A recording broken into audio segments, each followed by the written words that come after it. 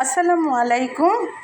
Special দিনে special রান্না আজকে নিয়ে এসেছি কাঁচা কলা আলু দিয়ে এবং চিংড়ি মাছ ছোটো ছোটো চিংড়ি দিয়ে কিভাবে কাবাব তৈরি করতে হয়। এই যে দেখতে পাচ্ছেন আমি কাঁচা কলা, তারপর আলু এবং চিংড়ি মাছ একখানে দিয়ে হলুদ, লবণ, মরিচের গুঁড়ো এবং আদা বাটা, রসুন বাটা দিয়ে আমি প্রেশার কুকারে দিয়ে ঢাকনা দিয়ে দিলাম। এরপরে অন্য একটা কড়াইয়ে আমি কাঁচা মরিচ এবং শুকনো মরিচ ভেজে নিলাম। নেওয়ার পরে আপনারা এটা শিলপাটায় বেটেও করতে পারেন। আমি এটা আমার সময় নেই, যেহেতু আমি ডাইনিংয়ে বসেছি, আর তাই আমি এই পিষনাটা দিয়েই আমি এই গ্লাসটাকে পিষনা বানিয়েছি আর এই গ্লাস পিষনা হিসেবে ব্যবহার করছি। আর আমি এটাতে ম্যাশ করে নিচ্ছি। ম্যাশ করে নেওয়ার পরে এরপরে এই যে ভেজে নেওয়া মরিচগুলো আমি এখানে ঢেলে দিচ্ছি। দেখুন আমি এগুলো এখন ম্যাশ করে নেব। ম্যাশ করে নিয়ে আমি সুন্দর করে এটা আগে ম্যাশ করে নিব। আপনারা চাইলে এখানে আদা বাটা, রসুন বাটা, মরিচ গুঁড়ো, লবণ সব কিছু আমি যেহেতু সিদ্ধ করার সময় দিয়েছি, আপনারা এই মুহূর্তেও দিতে পারেন। এটা আপনাদের যার যার অভিরুচি।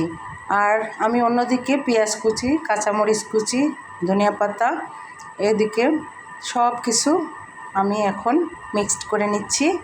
আর অন্যদিকে দেখতেই পাচ্ছেন বেসন আর কর্নফ্লাওয়ার। বেসন এবং কর্নফ্লাওয়ার একটা বাইন্ডিংয়ের জন্য কাজ করে।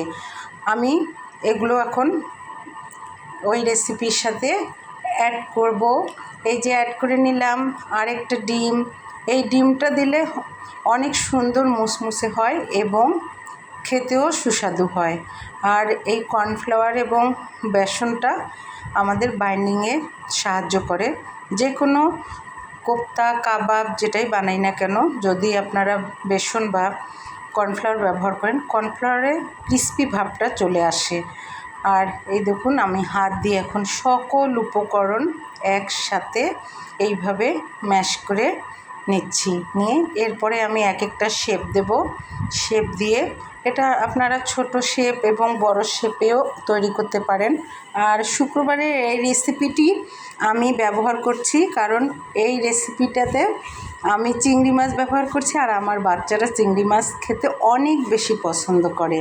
আর এটি আপনারা স্ন্যাক্স হিসাবেও ব্যবহার করতে পারেন বা খেতে পারেন বিকেলের নাস্তায়, বা পোলাও, কোরমা, কাবাব, টিকিয়া যেসব আমরা বানিয়ে থাকি রিচ ফুডের সাথে, আমি এই রিচ ফুডের সাথে এই কাবাবটা আজকে দেব।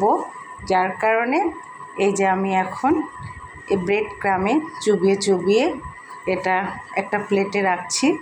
তারপরে আমি এগুলো ভাজতে যাব। এরপরে আমি একটা একটা করে ভেজে নিয়েছি। এই যে দেখতে পাচ্ছেন আমার ভেজে নেওয়া চিংড়ি কাবাবগুলো কত সুন্দর হয়েছে। আর এই তো দেখুন আমি সাজিয়ে নিয়েছি খুব সুন্দর একটা ডেকোরেটেড প্লেটে। কত সুন্দরভাবে ডেকোরেশন করেছি। তৈরি হয়ে গেল আমার কাঁচা কলা দিয়ে রেসিপিটি।